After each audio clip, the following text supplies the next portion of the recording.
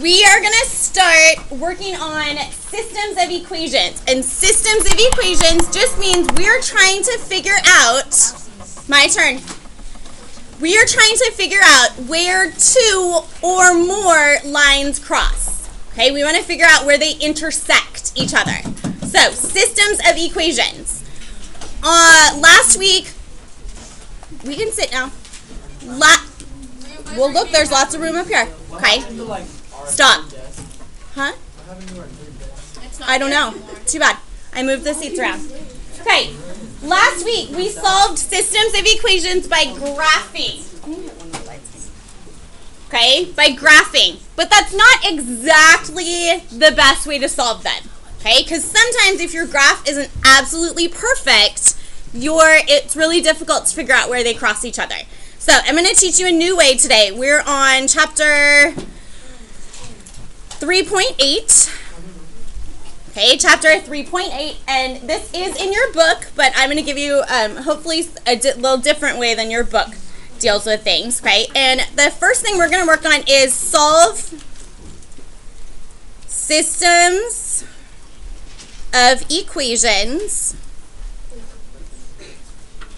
Solve systems of equations, okay, and we are going to learn two different methods to solving systems of equations, okay. So actually there was three different methods if we remember correctly, okay. The first one that we learned was what? I just said it. What was the first way that we learned how to solve systems of equations? We learned by doing what? Starts with a G. Graphing. Okay, so by graphing, that was the first way we learned it. So solve systems of equations by graphing, that was the first way. Today, we're going to work on the other two ways. Okay, one is something called the substitution method. Substitution method. And the last way, the third way that we'll do in 3.9, which yes, we are doing today, is called the elimination method.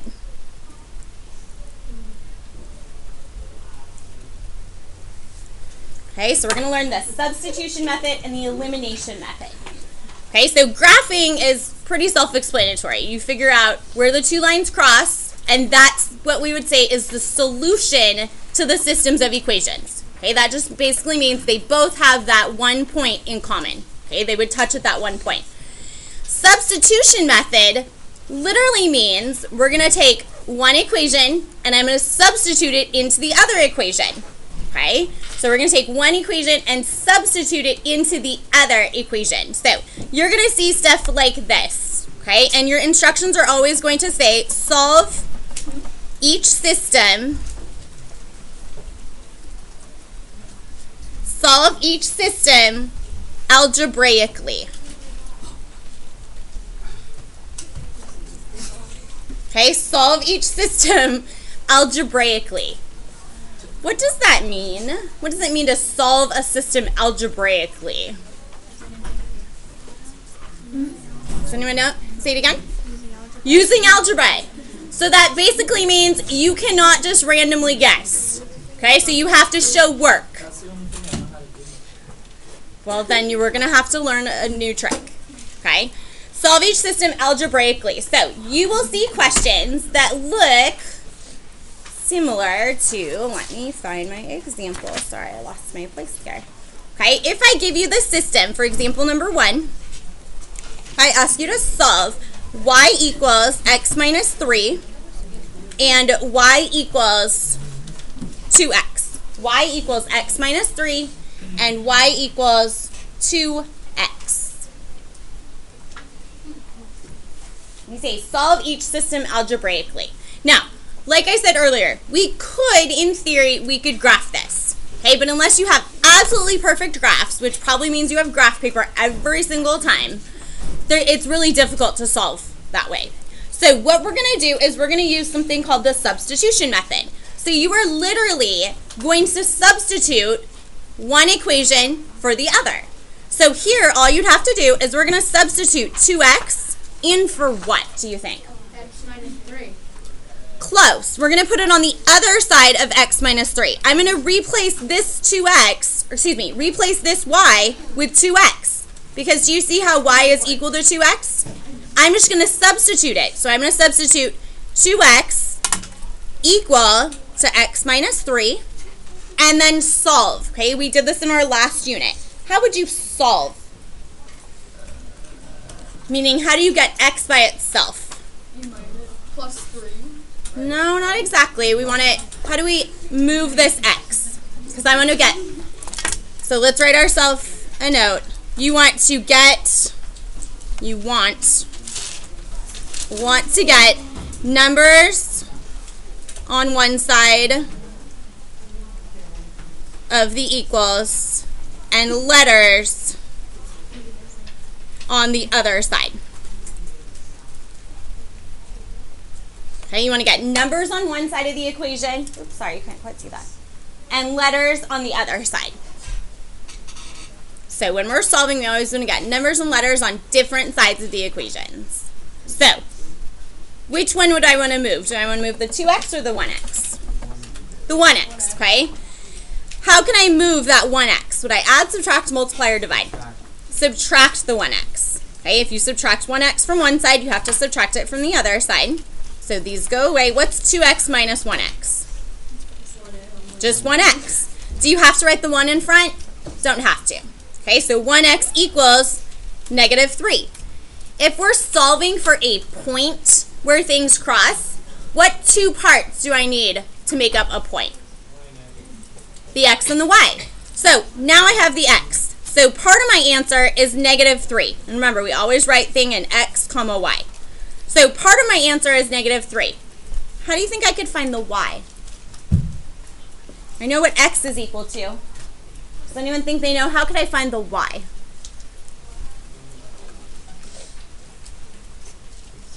If I know what x equals, what do you think I could do to find y? Plug in x. Plug in x. Okay? And guess what? You could use either one of these equations to plug in for. Would you rather plug into the first one or the second one? You want to use the second one? Okay, that's fine.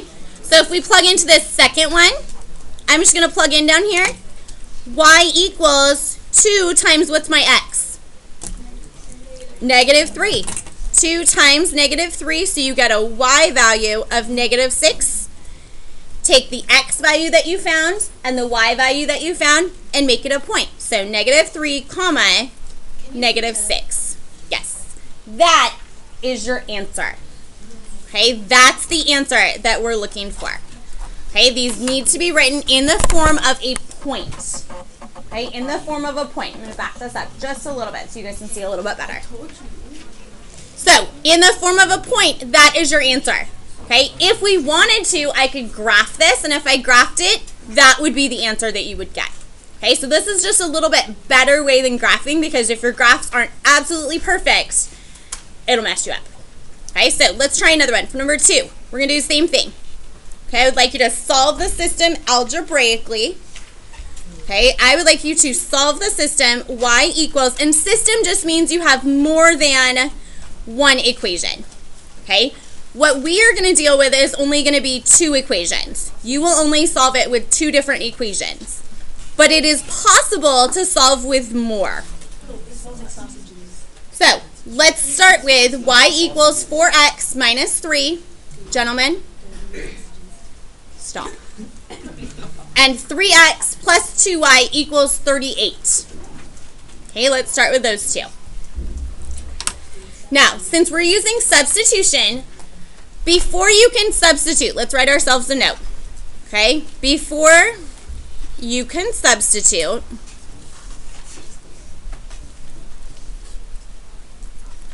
you must, super important, must have one variable. What's a variable? A letter. Okay, you must have one variable completely by itself.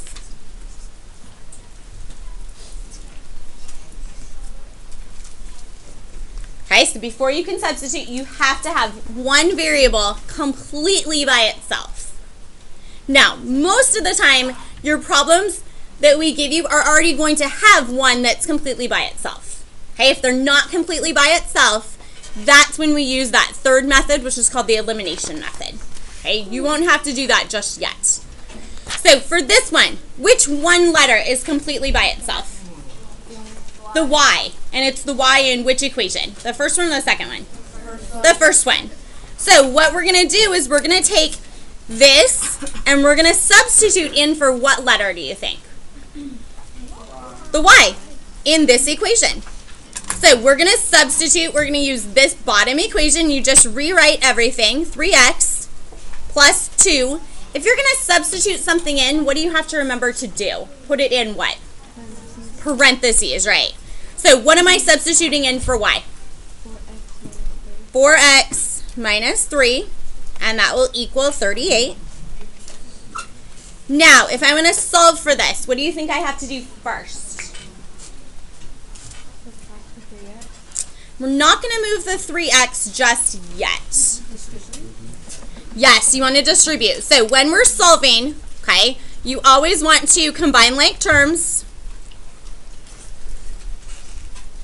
Okay, when we're solving, we always want to combine like terms, then move numbers and letters to the opposite sides. So move numbers and letters to opposite sides. Move numbers and letters to opposite sides of the equals sign.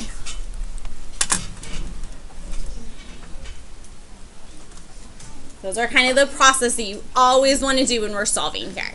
Okay, now, eventually once you get to, I think you started in Math 2, which is in a couple years, you're going to have different rules for solving because we're going to have different kind of letters. Okay, they're going to have exponents on it. But for now, when we just have letters all by themselves, we want to move numbers and letters to opposite sides.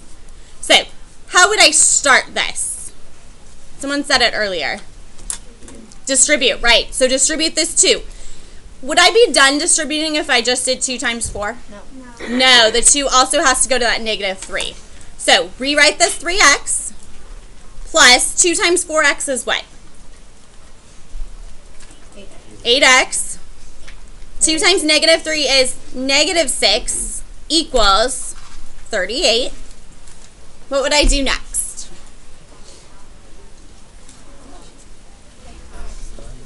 Combine the like terms, right? So put the 3x and the 8x together. So what is 3x plus 8x? 11x. We still have minus 6 equals 38. Where would we want to go from there? What would we do? Add the 6, right? So do you guys remember what it's called when we add the 6 here? We use the what? It's called using the additive inverse. Okay, these go away, so we still have 11x equals, what's 38 plus 6? 44. And how do you think you get x completely by itself? How is the 11 attached to the x? By add, subtract, multiply, or divide? By multiplication. So to undo multiplication, you divide. So x equals 4. Am I done? No. Why? Because I have to find how many values? 2. We have to find an x and a y. How do you think I could find the y? Plug it in. Plug it in. Which one would you want to plug it into? You want to plug it into the first equation or the second one? Probably the first because y is by itself. It would work to plug in into the second one. It just takes a lot longer. Okay? So I'm going to use this first equation. We're going to get y equals 4 times x is 4 minus 3. Hey, we're not done yet. So y would equal, what's 4 times 4? 16 minus 3 gives you a y value of what? What's 16 minus 3? 13. So what's my actual answer here? Your answer has to be written in the form of a point. So point means x then y. So 4 comma 13. And that's our answer. 4 comma 13. That is the answer that we're looking for. Do we have questions so far? Questions so far? Can we do example 1 again? Okay, next one I want to do. Listen, please. Now, we're going to do a couple word problems. Or we're going to do at least one word problem. Okay? If I tell you that a store sold 84 black and red shirts. Okay, a store sold 84 black and red shirts one weekend. Okay, a store sold 84 black and red shirts in one weekend. They sold 5 times more black shirts than red shirts.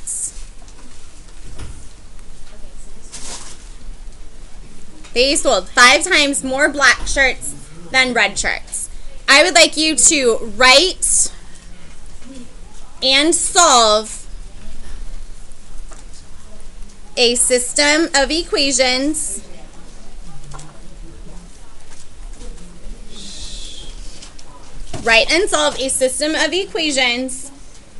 to represent this.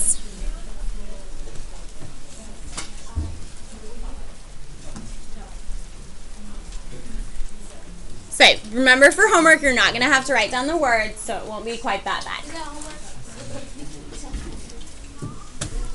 A store sold 84 black and red shirts one weekend. If they sold 5 times more black shirts than red shirts.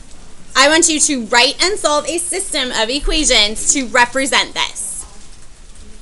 So, how do you think you would write a store sold 84 black and red shirts?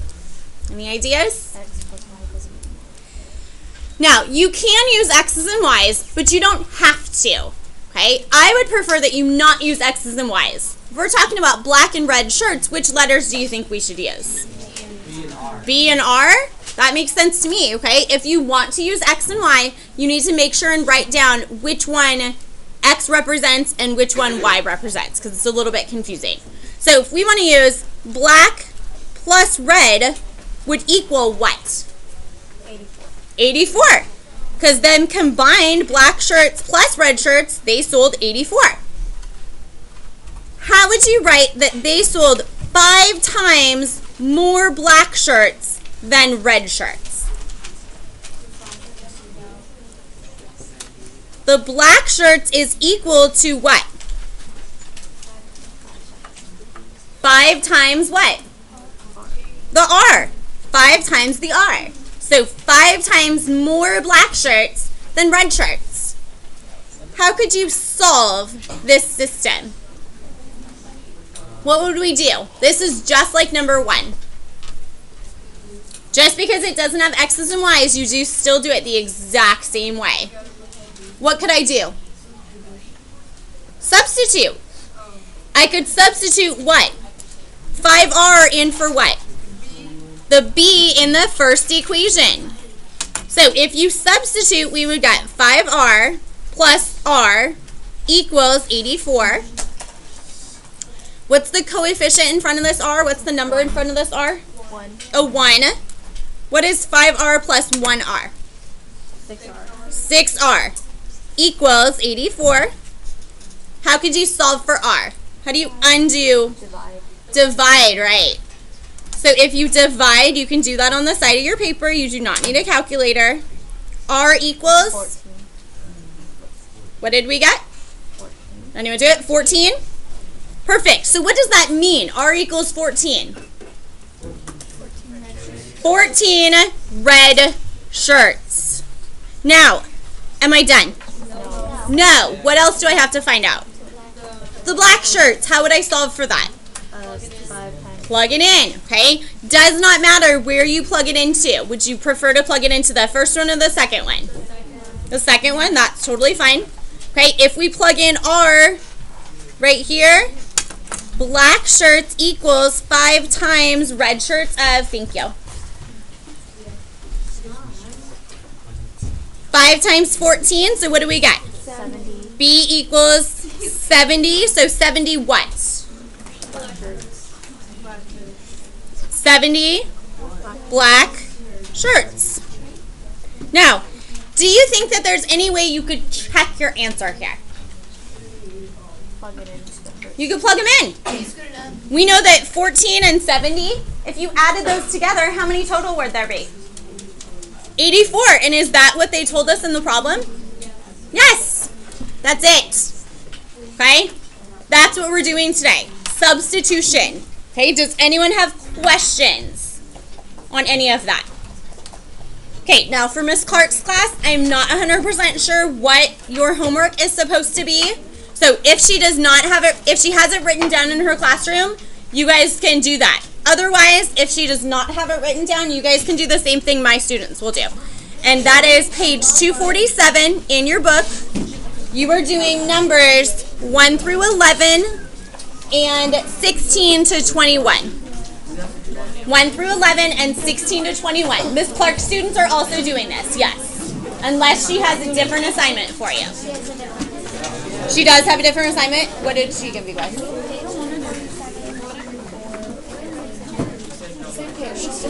Save page. She was just doing the evens. That's okay.